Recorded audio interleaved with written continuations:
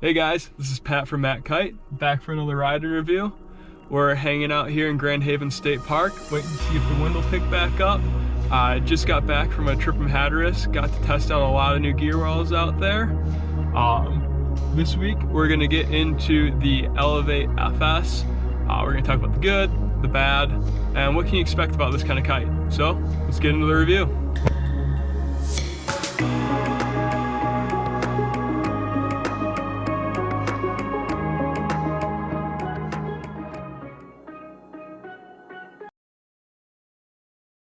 Alright, so the Eleveight FS. Who's this kite for? What's it good at? What's it lacking? So, the Eleveight FS is their freestyle big air kite in Eleveight's lineup. I've gravitated towards this kite the last couple of years, been riding it on and off here and there.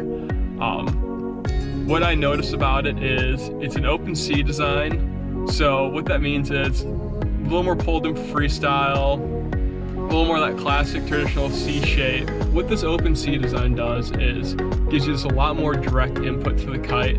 It's a lot quicker turning, a lot more direct, and this allows the kite to loop a lot easier and a lot quicker. And so what that gives you is an aggressive pull up on your jumps. If you don't loop it necessarily, it's going to give you a little bit quicker up, quicker down, but when you do that loop, it gives it a little more loftiness, it catches you really well, and just allows for that more direct feel, quicker loop. Kind of some drawbacks of that open C shape though, you lose a little bit on the wind range. It takes a little bit more of all around board skills and stuff like that to make up for that wind range. Someone who knows how to create that apparent wind, use their edge efficiently on their board, they're not gonna notice a huge difference between this and some other kites on the market that are more of that free ride, bigger wind range tune. If you're in your first year kiting or still kind of in those beginner phases, it's going to take a little more user input to get used to flying it. And this is one of those things that you have to expect when you're getting that higher end performance for those big jumps and that freestyle performance that this kite provides you.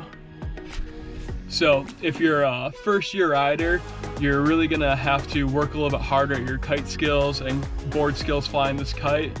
But for those second, third year riders, you're really gonna be able to tap into all that beneficial advanced flying and performance that this kite will give you. To give you an idea of where this kite kind of falls in range with the rest of the market, it's in line with that Cabrini FX, the North Pulse, the duotone dice. Kites is kind of in that freestyle big air category, designed for that kind of higher performance riding and that rider that's looking to get the most out of their equipment possible. So getting into that jumping category, this is kind of a gray area of the sport. The FS is going to perform really well in this if you put that extra input into it. You really whip that kite around. You need to do that in order to actually get the full performance out of this kite. It's not one of those kites that you're just going to set and forget or toss the kite up to noon. It's going to yank you off the water and just hold you there forever. It's one of those kites that you really have to fly. It wants to be redirected and catch you.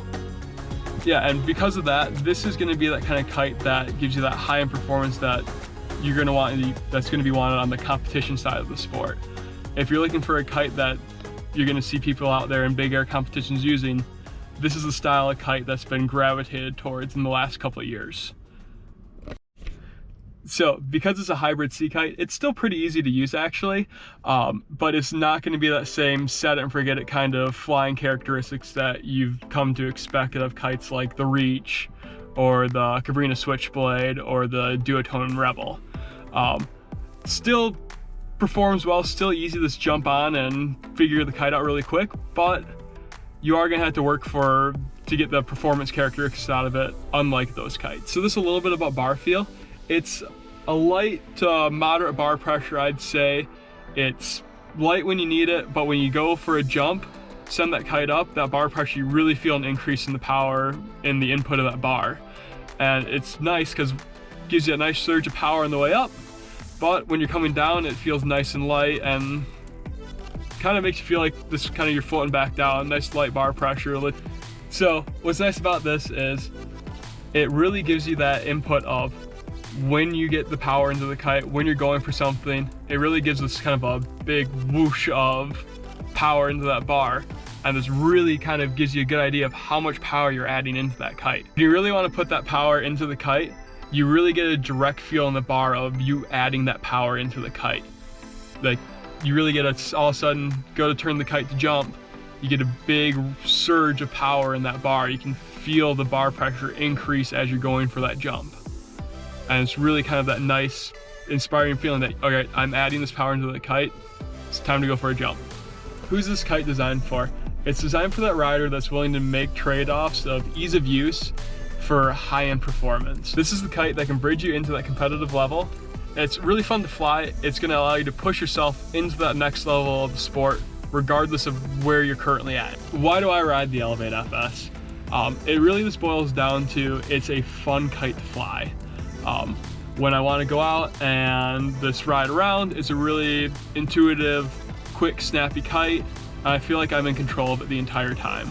I'm flying the kite's not flying me. It's just allows me to do a little bit of everything that I like in the sport.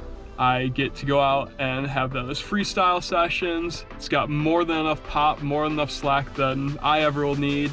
Allows me to go out and jump, still get big airs, catches me. I can yank the kite around for a loop.